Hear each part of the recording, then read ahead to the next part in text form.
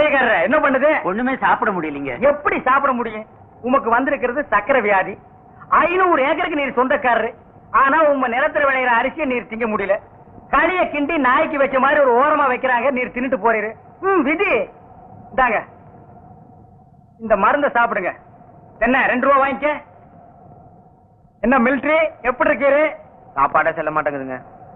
சாப்பாடு கிழிஞ்ச நோட்டா செல்லாம போறதுக்கு உமக்கு வந்திருக்கிற வியாதி. பெரிய மிலிட்டரி ஹோட்டலுக்கு நீர் சொந்தக்காரரு. உங்க ஹோட்டல் இருக்கிற கறிய நீரே திங்க முடியல. என்ன பண்றது? பாவம் பன்னீர் கீரை. தென்ன அந்த கபால பயங்கர லேகியத்துல ஒரு உருண்டை இவருக்கு கொடு. அத நாக்கில படாம சாப்பிடுங்க. போங்க, 2 ரூபா கொடுத்துட்டு போங்க. உனக்கு என்ன தலையில புத்து? முட்டையும் பாலையும் உடைச்சு ஊத்தி சாமி கும்பிடு. போயா. அஜிரே உனக்கு என்ன? காலில் அரிக்குதுங்க. 4-5 ஆளை வச்சு சொரிஞ்சுக்கிட்டே இரு. போயா. உனக்கு என்ன? உட்காந்தா குறுக்கு வலிக்குதுங்க. உட்கார நின்னுகிட்டே இரு. போயா. உங்களுக்கெல்லாம் எங்க இருந்து வந்து இந்த வியாதி? என்னடா பண்ணீங்க? போற போக்க பார்த்தா எமங்கட்ட பாச கைத்த கொடுத்து பிரயோஜனம் இல்ல. பாச வலைய கொடுத்து ஊருக்குள்ள வீசி அப்படியே லம்பு லம்பா அள்ளணும்டா. மொத வலை உங்களுக்கு தான்.